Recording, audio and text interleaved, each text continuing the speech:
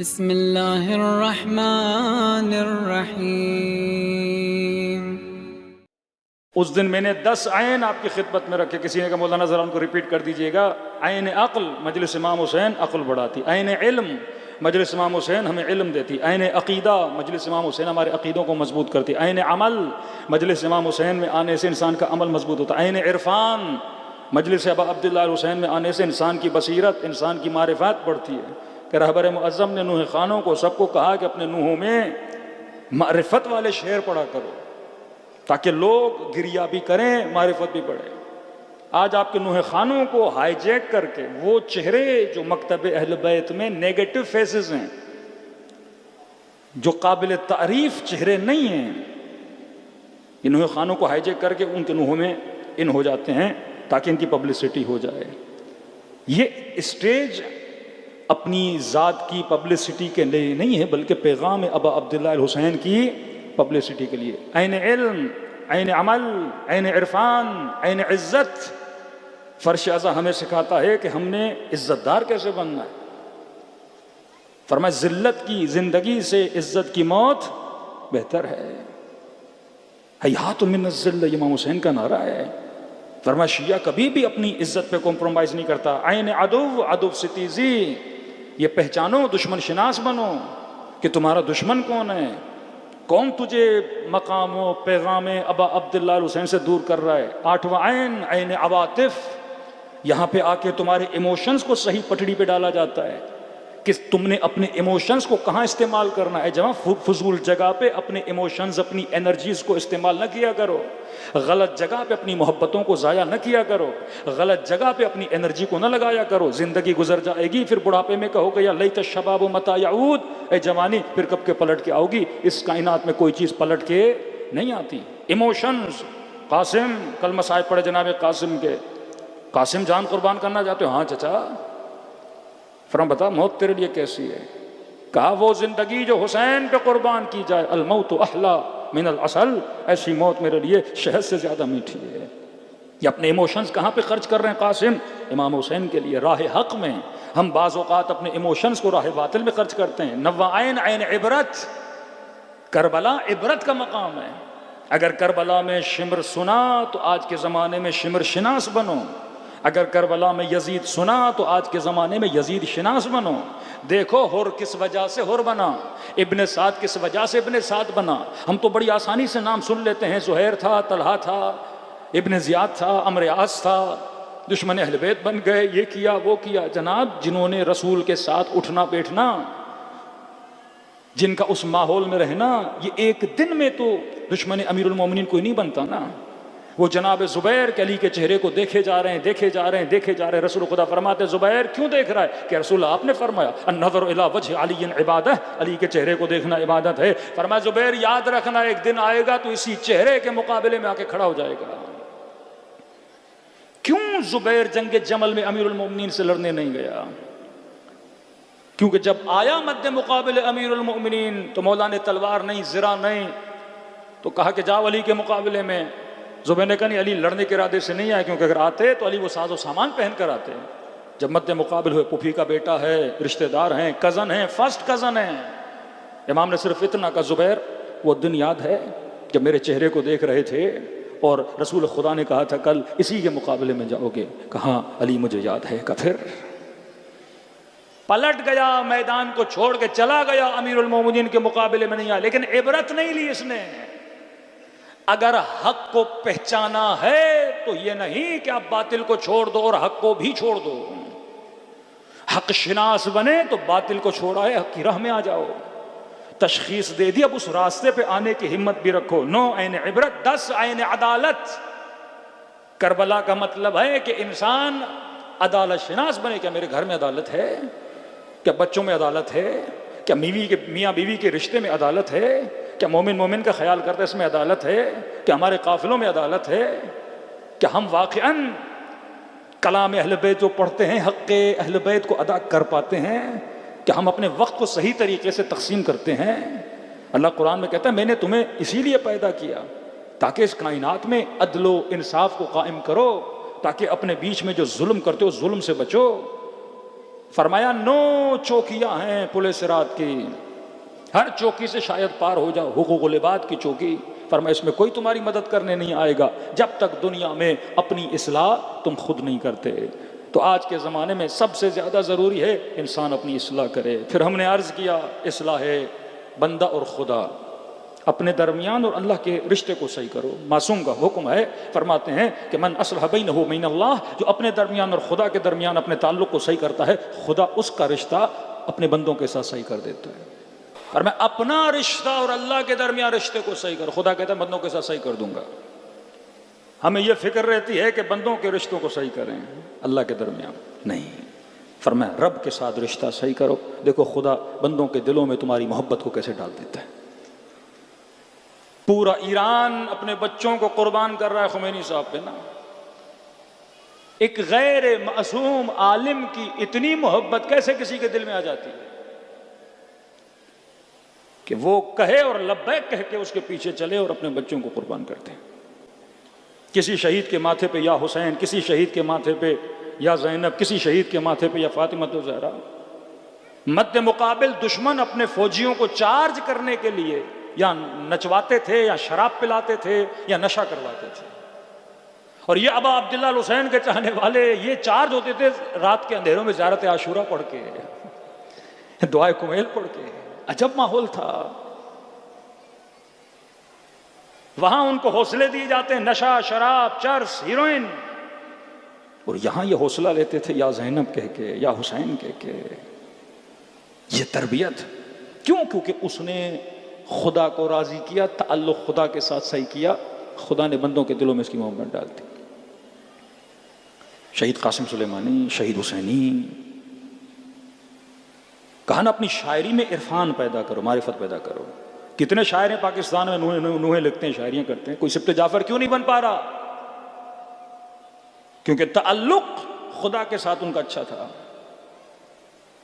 انہوں نے بتایا اگر شاعر شاعری کرنے پر آئے تو مدح اہل بیت بھی کر سکتا ہے اور اپنی شاعری میں لوگوں کی اصلاح بھی کر سکتا ہے۔ امام زمانہ کے لیے شعر لکھ رہے ہیں، اس میں خمس کا ذکر بھی ہے۔ امام زمانہ کے لیے شعر لکھ رہے ہیں، اس میں غیبت کی باتیں بھی کر رہے ہیں کہ مومن کو غیبت نہیں کرنی چاہیے۔ امام زمانہ کا شعر لکھ رہے ہیں، پھر بتا رہے لوگوں کو منہ کیسے دکھاؤ گے امام کے لیے؟ بول تو رہے ہو کہ مولا آ جائیے، منہ کیسے دکھاؤ گے امام کو؟ شاعر ہے لیکن بابصیرت، شاعر ہے لیکن عالم، شاعر ہے لیکن مدبر، شاعر ہے لیکن حکیم، پھر خدا ایسے شاعر کو مقام شہادت بھی عطا کرتا ہے۔ مرنا تو ویسے بھی کوئی بیماری میں چلا جائے گا، لیکن شہید ہو کے ابا عبداللہ الحسین ایسے شاعروں کو بلاتے، شہید حسینی، مدبر، ایک عالم مدبر۔ ہمارے والد بزرگوار کہتے ہیں کہ یہ آپ کی علماء کا احترام نہیں ہوتا تھا، یہ تو انقلاب اسلامی کے بعد اس ممبروں پہ علماء نے اور صاحب امامہ نے آنا شروع کیا۔ آج بھی ہمارے بعض مولوی حضرات صاحبان امامہ انسپائر ہیں خطبہ سے، ان کی تقریروں میں خطیبوں کا رنگ نظر آتا ہے، عالموں کا رنگ نظر نہیں آتا۔ پورا عراق اٹھا لیں، بحرین اٹھا لیں، ایران اٹھا لیں، علماء کی روش تھی اصلاح اصلاح اصلاح۔ ممبر کا مطلب لوگوں کو مطیع اہل بیت بنانا، معاشرے کو حسینی معاشرہ بنانا، نہ کہ 40 منٹ 50 منٹ ٹائم پاس کر کے چلے جانا، جسے علم بھی ہو، خبر بھی ہو کہ معاشرے میں بیماریاں ہیں۔ علماء 3 مہینہ رپورٹ لیتے تھے کہ جناب اگر کراچی میں مجلس پڑھی جا رہی ہے تو یہاں لوگوں میں مسائل کیا ہیں، یہاں جوانوں کے ایشوز کیا ہیں، ان ایشوز کو لیتے تھے، پھر کلام اہل بیت سے ڈسکس کرتے تھے، مسائل کو حل کرتے تھے۔ آج خواب غفلت میں پتہ ہی نہیں قوم و جوان کے مسئلے کیا ہیں، اسکولوں میں حجاب کے مسئلے کیا ہیں، مکس گیدرنگ کے ایشوز کیا ہیں۔ امیر المومنین کوئی مانے لیکن گھر میں عمل نہ ہو تو اس ولایت کا پھر اثر کیوں میری زندگی میں نظر نہیں آ رہا؟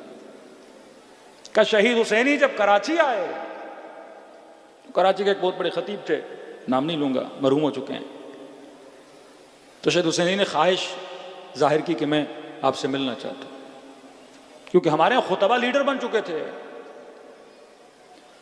کہ خطیب کے پاس 10,000 کا مجمع، 20,000 کا مجمع، تو وہ تو سمجھتا ہے میں لیڈر ہوں نا۔ قومی لیڈرشپ کیا ہے؟ جب تک ممبر واحد رہبریت کے نیچے نہیں جاتے، کیونکہ ممبر لاؤڈ ہے، یہ لوگوں کو بتانے والے ہیں۔ امیر شام نے ممبر خریدے، تب جا کے نسلوں کے دلوں میں بغض امیر المومنین کو پیدا کیا. اب ممبر لاؤڈ ہے، ممبر وہ ٹول ہے، ممبر وہ ریڈیو ہے، ممبر وہ ٹی وی ہے کہ لوگوں تک آواز پہنچائی جاتی ہے. غرور ہوتا تھا خطبہ میں کہ 10,000 کے مجمع میں سنتا. یہ مولوی کون ہے؟ مدرسے کا مولوی کہ شہید قائد آپ سے ملنا چاہتے ہیں. کہتے ہیں تقریباً 40 منٹ ہم اس خطیب کے دروازے پہ کھڑے رہے تذلیل کرنے کے لیے کہ کھڑے رہو میں بڑا ہوں.